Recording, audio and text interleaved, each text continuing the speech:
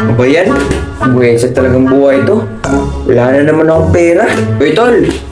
O bakit? Saan ka ngayon? Di ko nga alam eh. Wala na akong pera oh. Alam ko na tol, pumunta kang haunted house. Ha? Haunted house? Ang gagawin ko dun? Eh, takot ka lang eh. Anong takot? Eh, wala namang pera dun eh. Kung makukuha ko dun. O sige, bibigyan kita ng bagong cellphone pag pumunta ka. Cellphone? Meron akong cellphone eh, napanalunan ko. Wala ba ano? Gawin mo, check mo lang yung link na nasa bio ko. Dami mong palusot, bading ka lang eh. Aba, gagawin to ah, sasabihin pang bading. O sige, tingnan mo ah.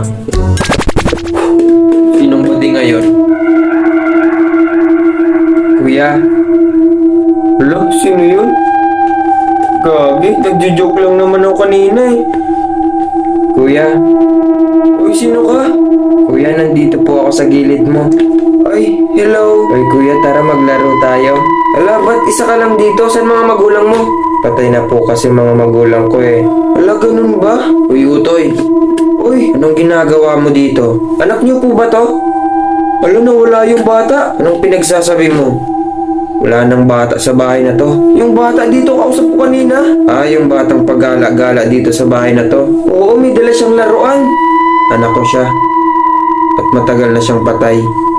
Hala, ganun po ba? Ba't nagpakita sa akin? Nagpapakita talaga siya sa mga taong pumupunta dito. Hala, nakakatakot naman. Uy, bata. Hala, sino ka po? Anong ginagawa mo dito at sino kausap mo dyan? Eto si tatay. Hala, nawala. Saan na pumunta yun? Sino ba yun? Yung matandang lalaki dito kanina. Kausap ko. Ah, yun ba? Asawa ko yun. At matagal na rin yung patay. Kasama ng anak ko. Wala nang nangyayari dito. Layo ko na dito. Uy! Uy! Anong ginagawa mo? Ala, anong nangyari? Ba't dito na ako? Ha? Hindi ka pa naman nakakalis eh. Nababaliw ko na ba? Ah, hindi pa ba? O sige, pumunta ka na, dili.